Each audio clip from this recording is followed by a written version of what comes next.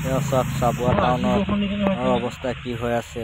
এইটো এটা ৩৭ নং ৰাষ্ট্ৰীয় ঘাইপথৰ হয়, যিটো ডিব্ৰুগড়ৰ পৰা তিনিচুকীয়া, তিনিচুকীয়াৰ পৰা ডিব্ৰুগড় অহা যোৱা কৰা হয় এই পথটিতে।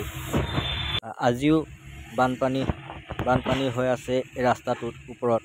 ইয়াতো বানপানী হৈ আছে এই ৰাস্তাটোৰ ওপৰত, আৰু ৰাস্তাটো যথেষ্টখিনি খাল হৈ গৈছে। এই অৱস্থাত গাড়ী মটৰবিলাক যিটো অৱস্থাত চলিছে, ইয়াত এটা এক্সিডেণ্ট হোৱাৰ ভয় আছে।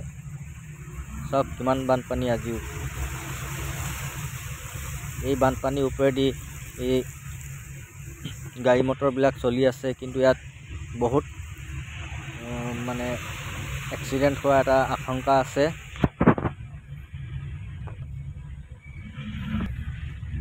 হ'ল চাবুৱা মেইন টাউনৰ ৩৭ নং ৰাষ্ট্ৰীয় ঘাইপথৰ এই অৱস্থা।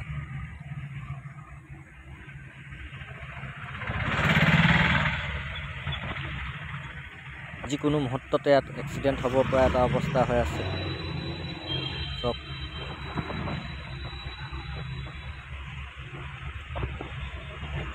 যিকোনো মুহূৰ্ততে এটা দুৰ্ঘটনাৰ সৃষ্টি হ'ব পৰা এটা অৱস্থা হৈ আছে ৰাস্তাটোত।